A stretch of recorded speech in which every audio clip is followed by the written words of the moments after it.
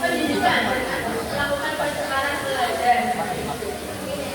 Kemudian ada juga penyebab hubungan antar negara itu sendiri. Karena ada banyak faktornya.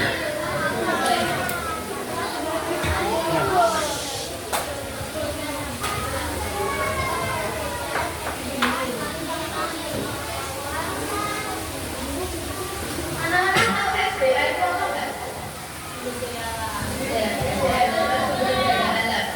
Jadi, penyebab hubungan antar negara itu didasari dari dua faktor. Yang pertama yaitu faktor kesamaan dan yang kedua merupakan faktor dari perbedaan. Faktor kesamaan terjadinya hubungan antar negara itu yang pertama dari kondisi geografis, ya jadi Indonesia punya agama yang sama. Contohnya Indonesia dengan Malaysia, kebanyakan negara Indonesia ini mayoritas agamanya apa? Muslim. Malaysia juga mayoritas agamanya Muslim. Jadi mereka memiliki faktor kesamaan di agama jadi mereka melakukan hubungan antar negara. Yang kedua yaitu faktor perbedaan. Perbedaan yang terjadi seperti dari sumber daya alam, iklim, pengetahuan dan juga teknologi. Jadi Indonesia ini kan kaya akan sumber dayanya ya. Tentu seperti batu bara, minyak bumi dan yang lainnya. Dan kemudian Indonesia akan melakukan hubungan antar negara dengan negara lain yang membutuhkan. Misalnya di Amerika Serikat, mereka juga punya sumber daya alam yang memadai seperti minyak tanah. Jadi mereka melakukan hubungan antar negara dengan Indonesia untuk mendapatkan apa yang mereka butuhkan dengan melakukan nanti ekspor impor namanya. Indonesia mengekspor ke Amerika, yang dari Amerika mengekspor ke Indonesia. Yang poin selanjutnya ada perdagangan antar negara. Kita mengenai ekspor impor di sini. Mudah nggak membedakan ekspor dan impor atau kesulitan? Itu balik-balik. Ada caranya.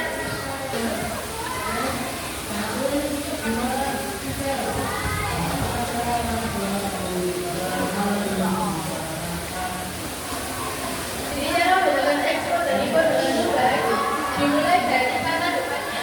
Kalau ekspor kan dari kata X, X artinya ke, sedangkan impor ada I.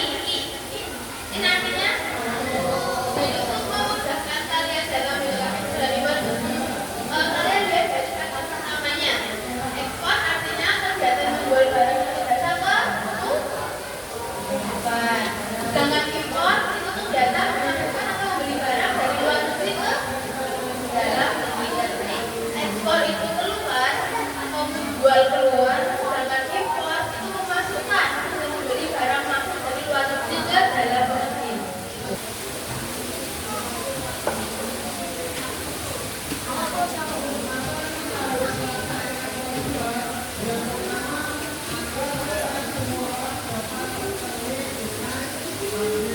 Nah, di sini ada negara Indonesia dan juga negara Cina.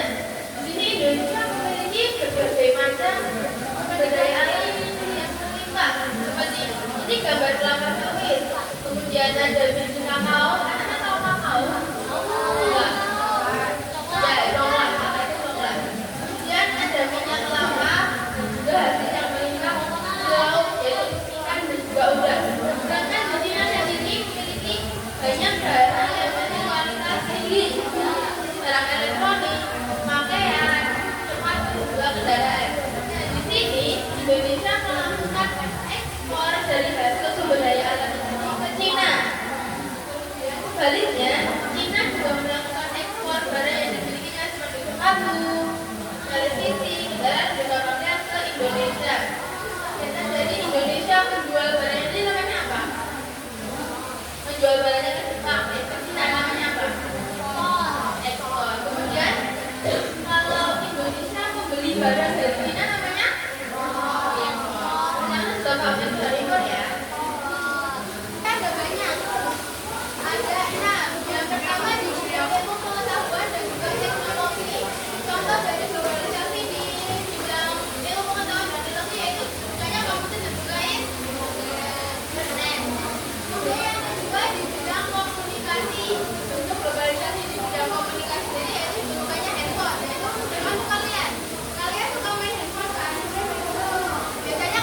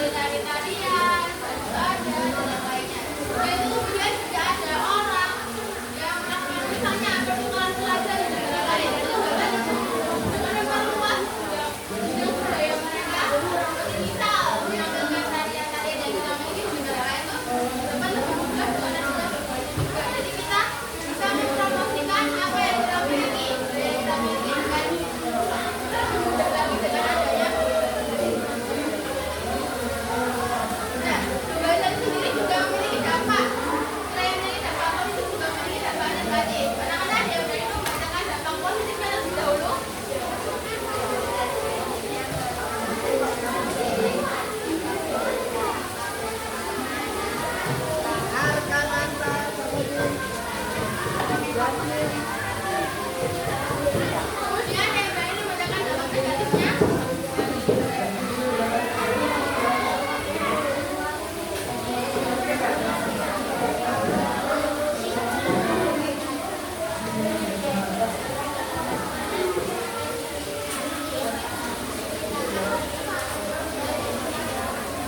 Jadi globalisasi sendiri tidak hanya fenomena memiliki dampak positif, tapi juga memiliki dampak negatif. Dan dampak positif